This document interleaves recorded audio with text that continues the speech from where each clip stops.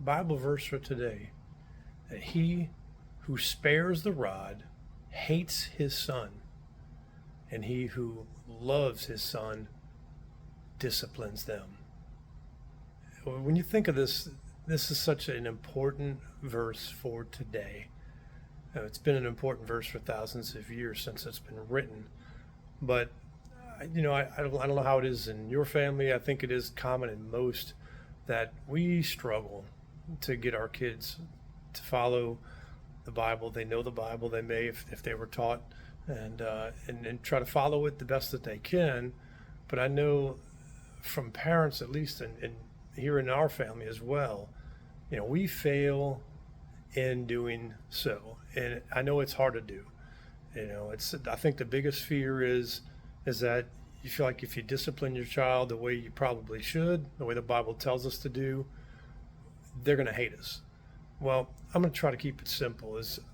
I I've really tried to take more of a stance, especially on days I'm feeling a little bit better, because when all of this happened 5 years ago, Vicky really had to take over and did just amazing of how much she's had to do while I'm trying to go through the battles that I deal with.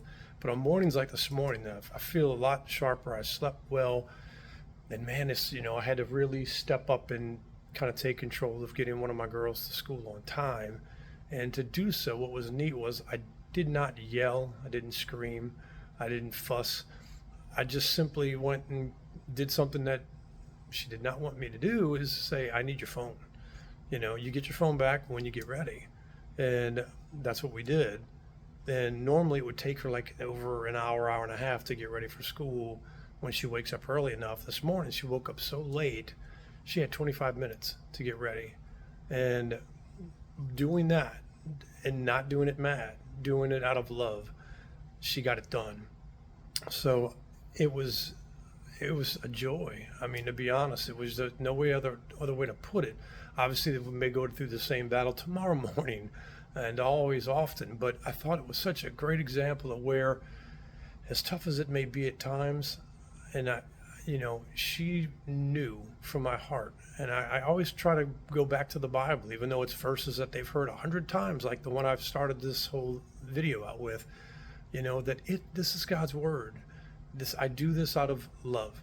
I set these rules out of love. And if you don't do these things, this is what's taken away. But obviously, if you do things that you should, then there's joy out of that. That's for both of us to enjoy. So I'm just hoping maybe this will also be something that will help you. I do know other families, obviously, both parents and kids, that it's massive struggles today. And one thing I would say that we can't do is say, well, we've been in your shoes. I know what it's like, 30, 40 years ago when I was your age, I was always listening to my parents. We can't do that. These kids today have, with the accessibility to getting to internet and things through their phones, through the computers, they've got more temptations and more junk that is out there than we ever had growing up.